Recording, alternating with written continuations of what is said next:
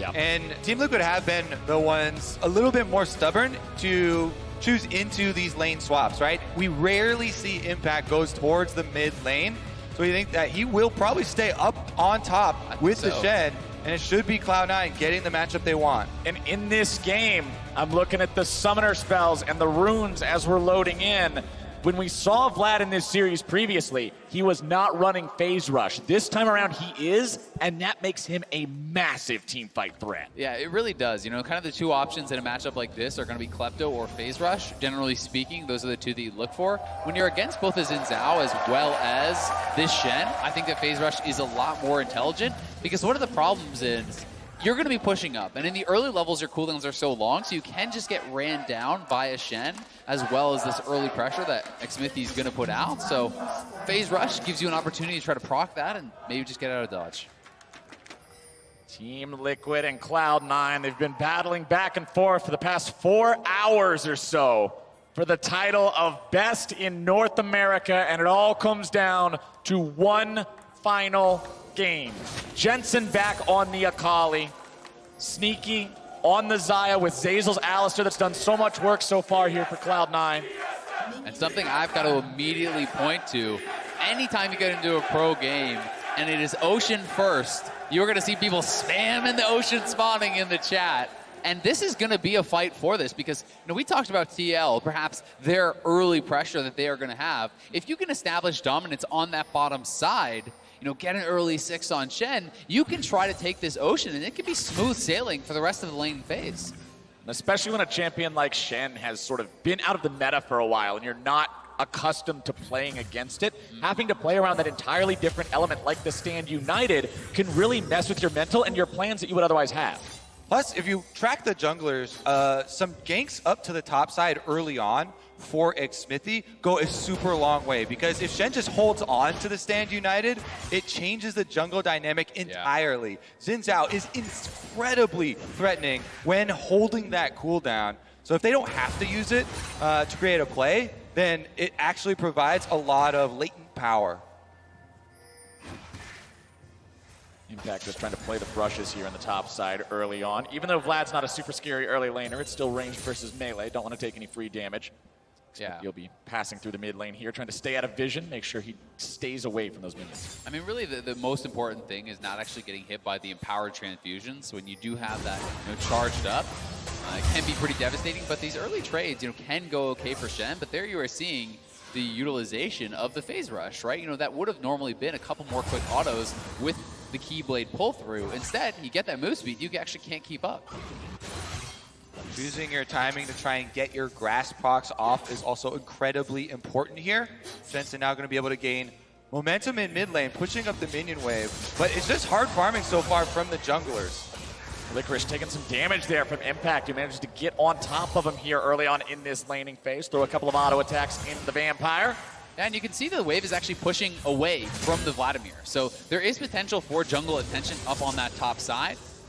But for now, it is actually Xmithie heading towards mid lane, because Niski is very low under that turret. There is potential for a dive if they wanted to commit, but he's actually just running straight down to bot to grab that scuttle. Yeah, kind of hovering behind Jensen in case there's a possibility of Svenskeren there. That would be so risky for Cloud9 to go for, and Xmithie should have control over both scuttles. Topside pings come out for a possible Svenskeren move on top. I mean, you're talking about shadowing your mid laner in case the enemy jungler's there. That's how Team Liquid won the early game in game number 1. I would expect Cloud9 to not commit the same sins here in the 5th game. Learn from those mistakes. Svenskeren now taking that top side scuttler as Xmithie finishes up there on the bottom. He'll move into the enemy jungle, or move back into his own jungle, I should say, and pick up the Raptor Cam. Yeah, so no possible double scuttle for them there, but both junglers farming pretty evenly in these early levels, and it feels like it is just going to be kind of like a full camp clear here for Xmithie, who is very healthy and can continue to stay out on the map. But clearly Cloud9 does not actually know where this jungler is. You see a lot of kind of question mark things around the brush on the bottom side. Sneaky and Zeyzal aren't sure, if Xmithie is laying in wait around there because they haven't had eyes on him actually for so long.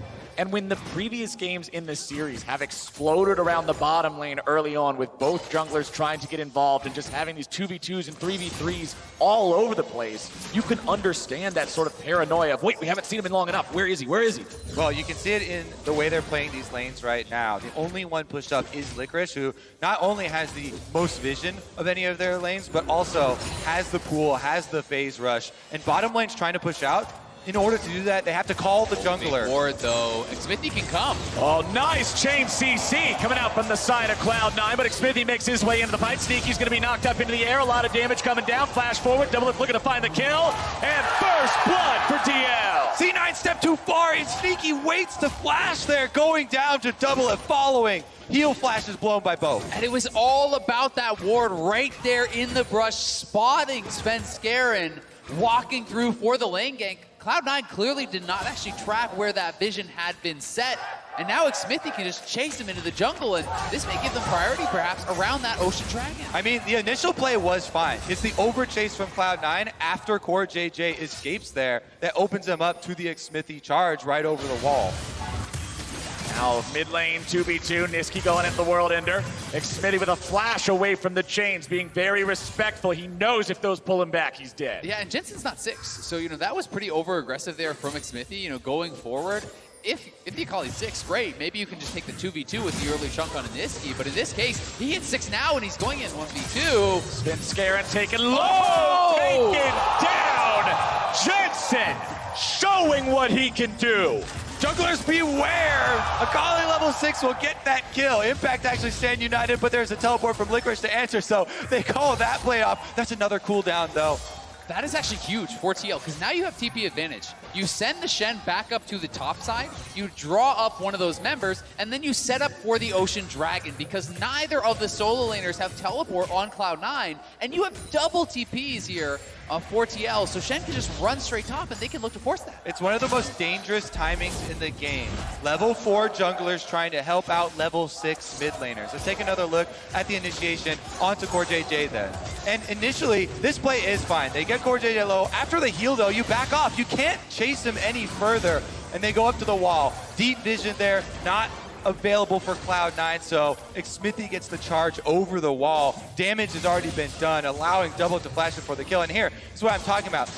Level 4 junglers are just food for the level 6 assassin here. Jensen goes in, finishes it off, knows he's got enough there on the Akali. Now Niski might pay the price. Wait a second, we are not done. Flash for flash there between solo laners. Impact trying to make the taunt flash happen, but Niski gets himself away. Yeah, that was a great flash from Niski. As soon as he starts the taunt animation, you have to respect the flash that he can E-flash on you. You cannot react once it's already happened, so he trades the flashes there.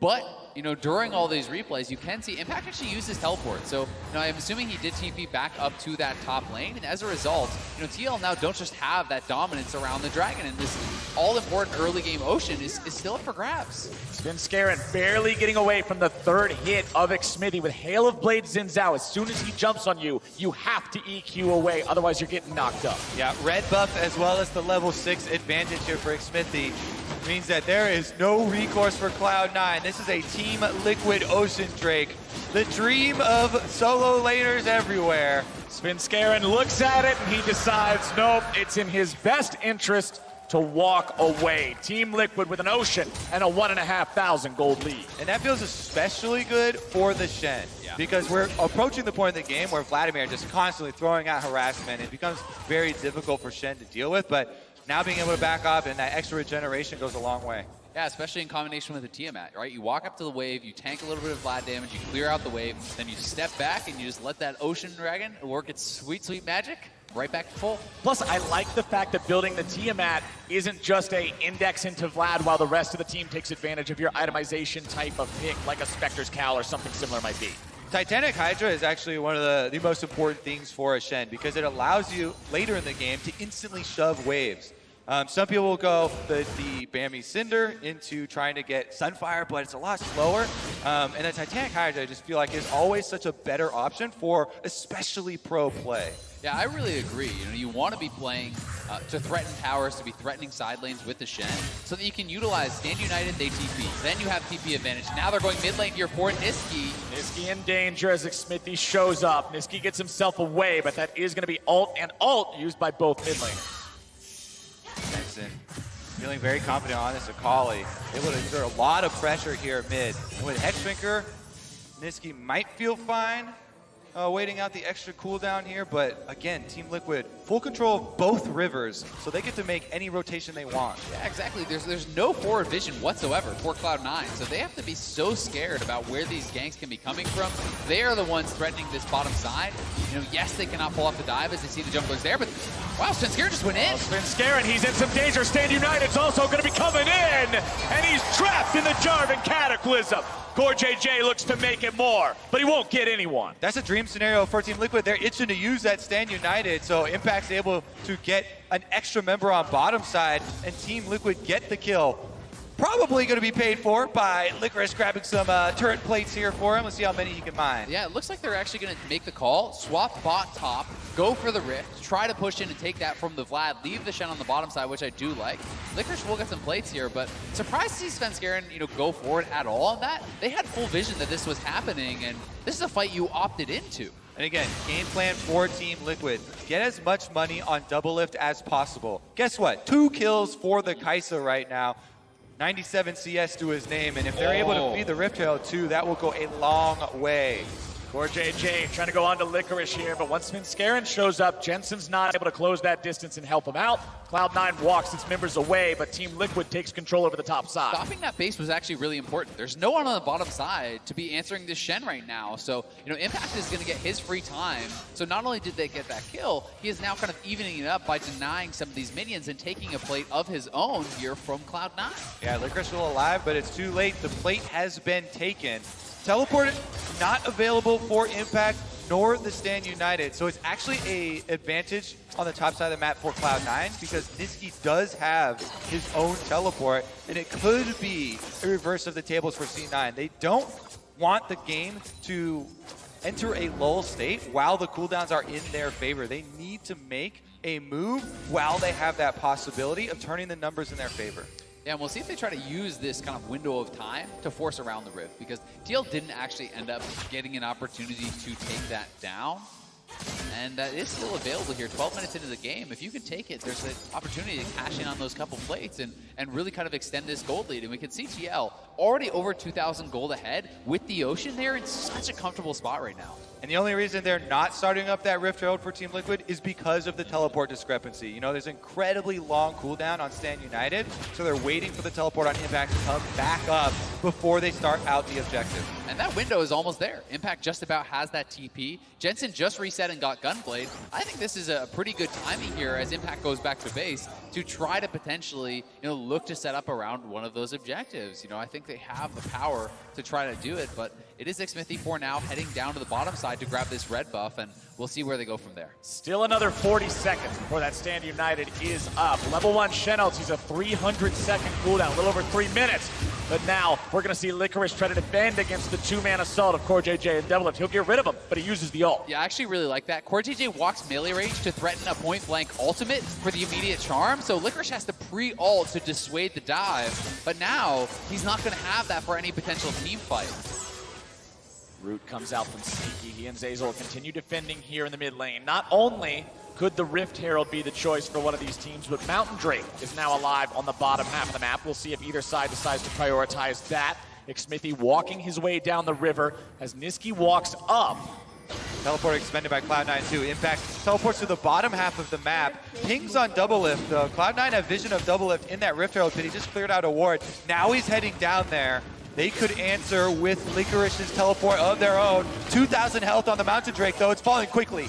Team Liquid has control over this one. Svenskeren walks up, but he will not walk close enough. And that is Drake number 2 for TL. Topside, Licorice will continue trying to get plates considering they're losing out on the neutral objectives, but Impact, or Jensen I should say, is now up here to stop them. Yeah, they do grab that dragon, but a little bit of messiness with the lane assignments there. No one actually top to answer, despite the fact that they had Stand United. You could have actually just TP'd Impact up top to answer that wave and then have the Stand United come down to a potential dragon fight. Instead, it will cost them both TPs, but they are now starting up Shelly here. And first tower is still on the table. Despite the fact that plates are down, this would be great. And you can see Jensen trying to threaten a potential flank if C9 were to commit. And that's yet another objective that Cloud9 has to yield over without a fight. Team Liquid is continuing to build not just gold advantages, but advantages in terms of momentum. They got more turret plates early on. They're getting the neutral objectives. The early game has been pretty solidly won by TM. And Team Liquid need to use this Rift Rail to take down some of the defenses for Cloud9. They cannot wait for the Vladimir Aatrox team fight combination to bring together with some extra items for that AoE. You know, there's no telling how many things can go wrong in one of these. Those two champions can annihilate your backline. Every AD carry player knows the dangers of a fed Vladimir. Level 11 now for Licorice. He is one of Cloud9's hope. Even though he doesn't have any kills, none to their side of the map, he has been farming efficiently, and he got several of the turret plates himself. Remember back in the summer finals, not in the summer finals, excuse me, the spring finals earlier on this year when they had to do their reverse sweep against TSM, Broken Blade on a Vladimir did cause some problems for the side of Team Liquid. They know how to play around this champion, you would think. So we'll see how they're able to deal with Licorice, who is still on 0-0-0 on this champion. But remember what we talked about earlier too, the phase rush. The team fighting power is only magnified that much more. Yes, you don't have the same gold lead you might with a Klepto or something similar, but the phase rush will make him so much more of a threat as we move forward. Checking in on the items, it's one big item completed over onto Sneaky Xayah. Doublelift working on the Rage Blade now, has that Mana Moon stacking towards the Muramon. And I've got my eyes actually on the extra longsword here for Impact, and I'm very curious where he's going to go with this additional longsword. You know, it is pretty atypical in Pro to see multiple damage items. You know, in the LPL at times we do see things like the Triforce Shen, but certainly not common. Could just be Executioners into tank. Scaring gets himself away from Team Liquid over the wall. They could have maybe set something up. Jensen's going to be pulled back by the chain, but Niski can't find the opportunity to do much more with Xmithie nearby. Rift Herald has about half the timer left. All right, setting up for it very nicely here. Control wards you can see creeping in, and the Team Liquid vision press on red quadrant of Cloud9's jungle is taking its toll. The threatened roam there, no information for Cloud9, caused Niski to back all the way off. That tower is down, and Team Liquid continue to push forward here into the C9 territory. Yeah, it's really all TL up there. You know, very dark and scary place for C9, so not able to actually go up and respond. And you can see Rift Herald can still be used here. They're going for Sneaky. Oh, look at the damage. Doublelift's got the killing spree, and Core JJ made it happen. And this could actually be mid lane turret as well. Now Rift Herald gets dropped. They can even threaten to die from behind. And Doublelift is hitting them with the taunt. It's a game of 5, and you get a kill like that. Perfect opportunity to try and kick them while they're down. Awesome. Rift Herald used as well. They don't have to abandon this Rift Herald either. Shelly gets another charge off. That is going to be significant damage. Team Liquid close in from the red buff too. Yeah, and you look in the bottom side, it's going to be a free tower for Shen. They're trying to find some more, but instead they go a little bit deep. Stopwatch keeps Xmithie alive. Zazel looking to get himself away. Doublelift behind enemy lines, grabbing the rampage with the killer instinct. As Scarin won't find anyone on the back end, and Team Liquid is 5-0. Yeah, Doublelift now heading up to the top side. No answer there. Cloud9 are kind of just getting run across the map. Minions are dying in both top and bot to their towers. Cloud9 falling very far behind in the gold. You know, down almost 5K. They are going to try to commit to chasing down Doublelift and Xmithie, who may have overstayed their welcome here. Xmithie has the ultimate, but that's the only disengage tool here for the Xin Zhao.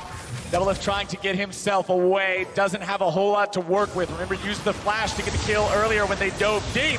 Core JJ showing up trying to help, instead having to dash away to Xmithie, keeping himself alive. He has ult and flash. Jensen and Impact coming around from the side. Sneaky has the ult. You've got to be ready for that one. Impact's going to get that out of him, but now they're looking to go even further. Jensen after Sneaky, and they've got the kill. Niski's looking to defend himself, but Team Liquid is too damn strong. They'll put a stake through Licorice's heart, and he'll only take Core JJ. Cloud9 took down the Taunter in double lift, but it just tilts the whole team. Team Liquid comes through, they clean up the rest of them, and they are running away with Game 5. And you've got to watch the execution of this fight. You know, this was an overstay from double lift, so they are committing to this. Cloud9 knows their way behind. The peel's a little bit late from Core JJ, but the critical thing here is really how Jensen plays the fight. He has flash, he has ult, and now watch how he waits on the shuriken flip. They send in another member to force the ult out on the taunt, then he takes the shuriken flip in, following the flash even for Sneaky, and with Sneaky going down, there's never going to be enough damage for Cloud9. Yeah, I mean, if you're Sneaky, you have no choice there, of course, right? It's just beautifully executed. Team Liquid have too many cards to play. Flash burned as well is going to be another cooldown they want back, but Team Liquid have the 4th championship in their eyes now. Cloud9 came so close, but it is quickly slipping away. This is looking like one of the most one-sided games of the entire series, if not the most. 20 minutes in, 6,000 gold ahead as the bottom lane turret falls, and that will complete the outer ring. TL certainly in full control, but we've got to take a look at Cloud9 and their ways to potentially come back in this. And that's where I have my eyes on Zeyzal. He had incredible engagements previously, but they're just diving. Talking about incredible engages, Niski's out of there, and Double Lift gets the kill credit once more. 5 strong now on this Kai'Sa, and the push is coming around towards the mid lane. It's an Except inhibitor. no, they can go right for the inhib turret. Yeah, Sneaky is still pushing up on top side, so Cloud9 are just sacrificing an inhibitor 20 minutes into the game without even Baron there. Now Xmithy comes over the wall. He'll disengage some of them with the ultimate. He's still going to be taken very low. More damage coming out now. Jensen looking to grab the kills. He'll take down Svenskeren. Zeyzal walks away, keeping himself alive with the Alistar ultimate. Licorice going to buy some time with an ulti of his own. Bottom side, the inhib critically still stands. And this game is just firing across the side of the map here. Bottom was destroyed. Team Liquid came from behind the entire base of Cloud9, picking up an extra kill, and it starts to get a little sloppy with the diving between towers there. But I think after they reset, it is going to be a much clearer plan for Team Liquid. Bottom side, exposed inhibitor here. Baron is up on the opposite side of the map. They're the ones with the Shen. 2 answers for the global here. And now, with Jensen picking up these extra kills, it's a 4-0 Akali that also has access to the teleport. They can easily split up into the 1-3-1, control both sides of the map, and then use that Baron objective to their advantage in drawing out Cloud9. Yeah, I mean, certainly GL sitting in a very good spot. Could have been more clean, though. You know, if you take that inhibitor there, bottom inhibitor with Baron on the map is such a clear path to victory. All right, back to your point, though, Azale. You're looking at Zeyzal followed up by that Vladimir and Aatrox combination. That's your dream scenario if you want this comeback for Cloud9. They have to find one of these AoE combinations from Fog of War on high-value targets. And that's where I also feel like deep wards become so important, but we've seen TL do such a good job of actually closing this out. You know, this is essentially the line of scrimmage right here. They have no wards on the other side of the map whatsoever to set up for that TP flank. So this is kind of the thing that Cloud9 is going to have to remedy, because you can't have Licorice just charging through the whole team back into double lift. You have to come from behind. I almost feel as if Licorice has to explode Jensen and Double Lift at the same time to even have a chance in a fight at this point. I mean, you're down 7,500 gold at 22 minutes. Svenskeren will try to maintain control over his red buff, but Team Liquid is relentless. Well, let me tell you, luckily for him, Vladimir is a champion that can do that, possibly. Team Liquid burned it down, though. It's only 3,000 health on the Baron and counting. Well, Smithy's low, though. He's got to get out of there. They're backing away. They don't want to risk any sort of a 50-50 Baron throw here in Game 5 of the Summer Finals. Xmithy will back out, get himself healed up back in the base. Meanwhile, Impact is at the enemy inhibitor, constantly applying that pressure, forcing Niski to answer. The power of that Titanic Hydra you described earlier, Kobe, making sure these waves are always pushed. And in combination with an Executioners, now Executioners applies healing debuff on any physical damage dealt, so that works in conjunction with your Titanic, and it's so good against either split pusher, Vladimir or Aatrox, helping him get much closer to that inhibitor. I think he's getting a couple of chips off of it too. Zazel trying to disengage from Jensen here. Doesn't pop the ultimate. Recognizes Jensen can't go back in onto him without the ability to CC that Akali down and burst her away. The top side fight not going so well for the side of Cloud9 as their support's going to be forced back. The bottom side fight, Niski's not able to get rid of Impact anytime soon. Yeah, I mean, Impact pushed him back to base and started working away on that head. You know, and yeah, Shen kills it slowly, but you give him enough time there, and he is going to be wearing Eventually. I mean, he's got 2 mountains and an ocean drake. Perfect split pushing dragons there. Here we go! Fight starting off. CoreJJ goes in, able to find a little bit of CC onto a couple of different targets. Stand United also going to be cast onto Doublelift now. Scare and taken down. Doublelift's got the first kill of the fight. It's 1-0 Team Liquid. C9 can't find anything in retaliation. Doublelift still looking to go even further in. CoreJJ forces out a flash. Licorice over the wall! Wall comes Licorice, but he's not going to get a lot just yet. He tries to go after Doublelift, and he's got the shutdown. But Cloud9 are too far behind. Cloud9, though, at least they stave them off there. They get one critical kill. Sneaky and Niski still are alive. And without Doublelift, you can't do that Baron, so they do stay alive for now. I was talking about the Vladimir on the backline on 80 carries. Doublelift, while he's dead here, he just bought a no magic mantle after getting 100%ed by this Vladimir. Here's a look at how it happened. This was the initial move. He ults in to try and start this out. Shen ultimate as well following it. Jensen jumping over the wall. Yeah, and one of the problems with Jensen in this fight was he had to use all his ult charges defensively there, trying to escape. So, you know, they do decide to re-engage, but then Licorice, seeing they're grouping up over the wall, finds a good angle to get over, lands the full combo there on Doublelift, and just look at him pop. Meanwhile, the rest of Team Liquid are able to take down Cloud9, getting the advantage in that team fight, picking up another Mountain Drake for themselves. You leave that Baron alone for 3 seconds and it gets burned down. Any mistakes in positioning across the map are so heavily punished with Triple Mountain. Whether it's Baron, whether it be those inhibitor turrets, inhibitors themselves, everything feels bad when you have to deal with that sort of objective push potential. And it feels even worse when you're 8,000 gold behind. Warmog's up and running on Impact means he's just going to regenerate all day long unless you burst him 100-0. And the last time I checked my facts, that's not happening. Yeah, there's just no way you're going to knock the Shen down that fast. So he's going to keep pushing. You know, they want to force plays nonstop around this Baron. You know, it is going to have to be Licorice answering him now. Niski is without the teleport. Impact still has the teleport, and they're going to engage. CoreJJ's going in, and he's found his way on to Sneaky, who has to flash over the wall. Niski now looking to find the fight on to Jensen, who's doing a good job dancing around in the smoke. Licorice going into the back line. Doublelift's in some trouble, but Licorice is gone. Scarin will now try to escape, but the DPS is there, and Doublelift's got a double kill. And TL, they're going to get the Baron off of this one, straight to the pit. We'll see if Cloud9 try to make a stand, because 9,000 down, I don't know if you can afford to give this up. Can you even try to fight, though? 3 versus 5 against the likes of the champions on the Team Liquid roster. C9 will try, C9 will die, and Team Liquid destroy them! That's going to be it. Team Liquid will claim the Baron. Every member on Cloud9 in the death chambers, and they can celebrate. It was a low percentage play there for Cloud9, but you had, it felt like, to try something. TL has taken full control of this game, and here it is one more time. They look for the engage. Svenskeren spotted out. CoreJJ says, hey, we can just go in for this. Charm from Svenskeren straight over to Sneaky. The engage was very, very good, and Jensen buying so much time. Notice him dodging a lot of these abilities. Oh, and do you see Impact perfectly timing that taunt on the teleport of Licorice?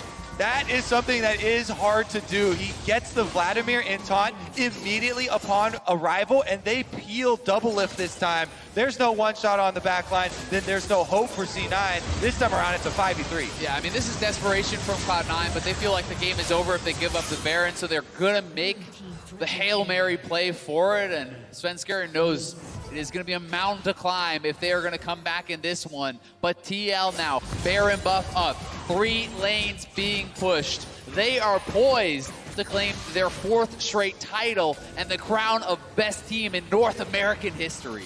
Sven Skaren said it himself. If Team Liquid get 4 in a row, you can't contest that they are the best LCS team of all time. Now they're at the doors looking for that title. Licorice trying to fend off Impact on the bottom side. Everywhere else falling quickly. This is the Alamo for Cloud9. Outnumbered, outgunned.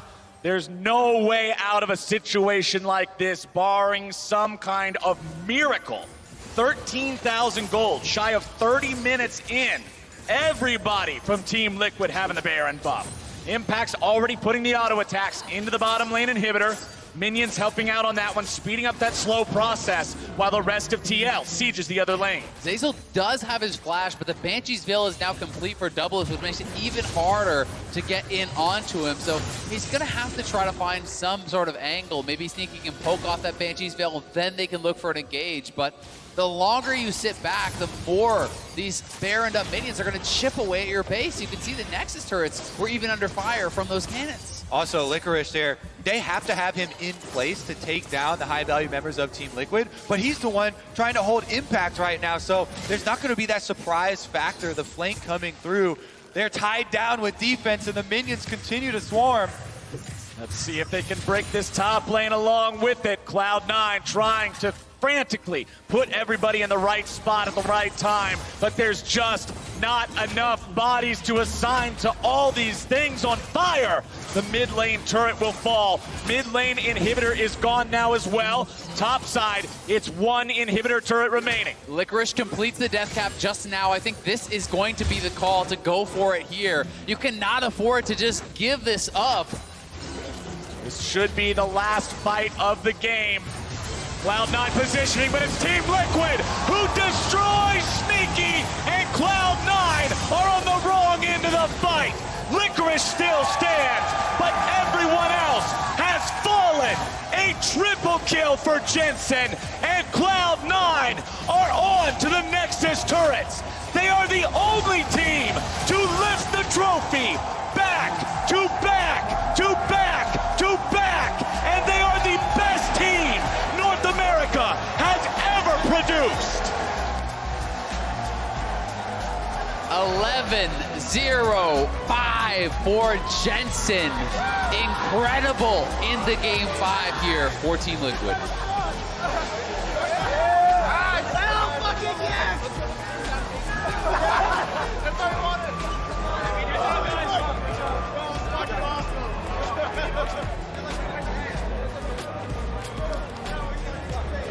Double has said competition is the only thing that still drives him. And you can see the excitement on their faces. Never gets old, 4 times in a row. Cloud9 made him work for it. Down to the wire here, game 5.